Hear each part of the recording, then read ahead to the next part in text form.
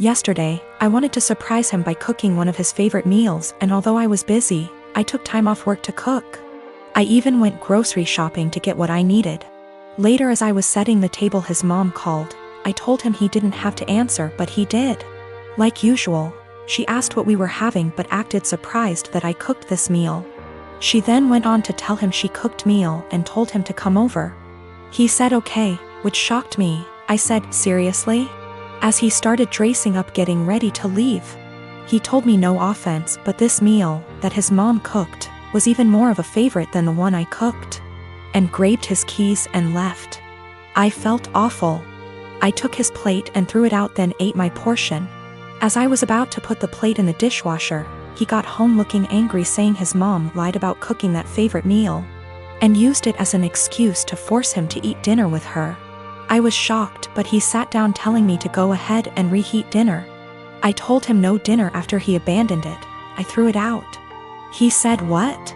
And I told him he disrespected my time and effort and chose to go eat with his mom instead. He began yelling at me, asking if I really did that, then called me petty and horrible, then went upstairs saying what I did was 100 times worse than what his mom did. I definitely feel like I let my anger and frustration get the best of me, but it really felt unbearable having to live like this for so long. By the way, I'm 26 and he's 28. To make one thing clear, and that's the fact that my husband only does this when it comes to food. He lived with his mom, attended community college, and loved and still loves her food and is used to it. She gave me recipes to make and I try to do that, but he keeps switching homes just to eat what he feels like. I will be sitting down with my husband soon. After he breaks the silence, I'm just giving him the space he said he wanted. I will also be pushing for couples counseling, although he's always been against it, but we'll see how things go. I'm not gonna lie, I still feel upset and like my efforts aren't being appreciated. His mom is definitely onto something with her little upsetting stunts. I realize how important boundaries are, but also realize how enforcing can be difficult. I'm hoping and praying that we will tackle this issue so that our marriage won't suffer, but if he's still somehow unable to do his part, then that's on him, and I'm no longer willing to go through similar stuff and just take it. I am 17, female. My dad has remarried about a year ago, and it's been hell from the start. I have 2 younger brothers. I work and I often help out with the bills and my 2 younger brothers. I do the exact chores that my father previously gave me. My room is always clean. I do the dishes after dinner. I do the laundry every week. I am in charge of cleaning the kitchen, living room and back patio, as well as taking our trash. So I do what I have to do. But I don't allow my stepmom to try and make me do more things than I already do or try to make major changes in my life. Again, I just do what I need to do so I can go on with my life. I'm just saying this to show that I am a good kid. I can admit that I really do not like my stepmom. My dad won't see it and constantly acts like I'm losing my mind, but my stepmom acts different behind closed doors. I told everyone from the beginning that I do not see her as my mom. I won't be calling her mom. And this change with her and her 4 kids moving into our apartment will not change aspects of my life. I'm not a babysitter, but she constantly disrespects that. I'm not sure why, but she loves trying to punish me, which I don't let her do. Again, I don't need disciplining. I'm just not happy anymore, and I'm done putting on a smile to please everyone of overworking myself to feel proud of. So I do what I need to do and everyone can leave me alone. She constantly tries to make me do more than I already do, go as far as to clean her bedroom, bathroom, pick out her kids' clothes, buy them clothes, and gets angry if I say no. The other day she tried coming to me telling me to call off of work to watch her kids. I told her that I won't and I am not a babysitter. Her kids are all twins, 2 of them 14, 2 of them 15. She told me that she wasn't asking me, and if I'm not there I lose my phone, car, and laptop. I pay for all that. I just said I will be going. She said I won't.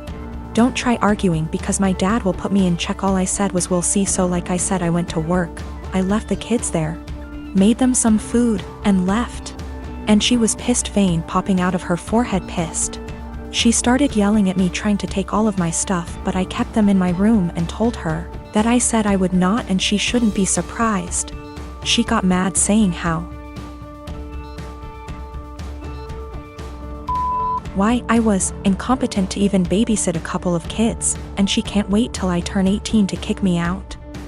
I agreed, and she got even more mad and tried saying I will be coming straight home from school.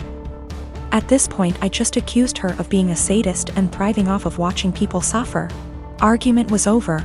I went where I needed to, did what I needed to. But my dad and her have given me the silent treatment and won't even leave dinner there for me. For some weird reason my mother-in-law really wants to go into our bedroom whenever she comes over. On one occasion I followed her as she went upstairs. I was going to get something for my child as the bedrooms are upstairs. And she walked past the bathroom on the main floor and up the stairs behind it. She didn't hear me and I caught her walking straight into my room and rifling through bills on my dresser.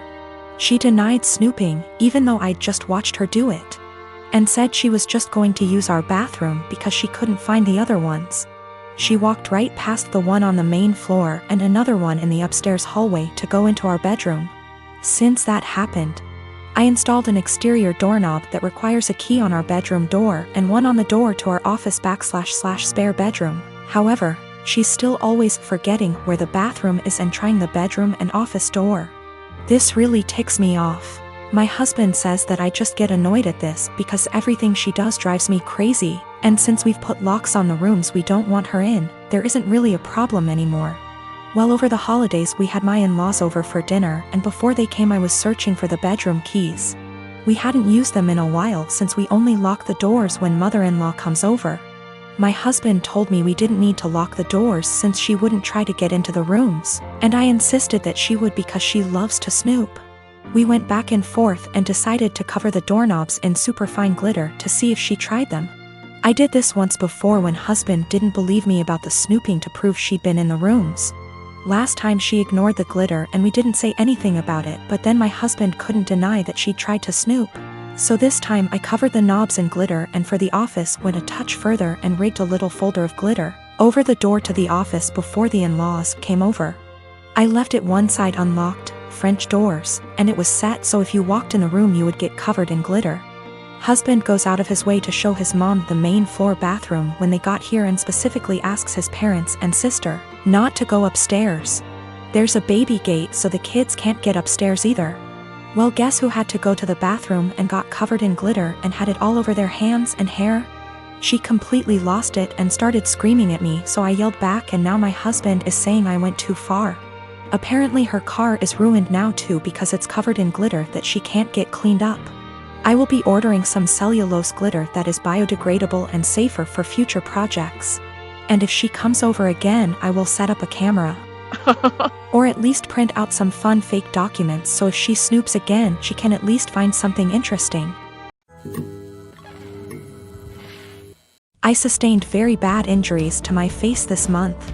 I'm in the stage of healing when the scar tissue has formed, but it's still very tender new skin. I'm going to have very obvious facial scarring for the rest of my life. The injury starts about an inch above my hairline, goes down over my brow so that on part, hair will not grow. It continues down my cheek where it is deepest. I'll always probably have an indentation in the fullest part of my cheek. Then it continues to my jawline. In some ways it's okay. I'm happy it's just cosmetic damage. My friends are super reassuring, telling me how badass and sick it's gonna look. They say I'm still as hot as ever, now a little more sexy and mysterious.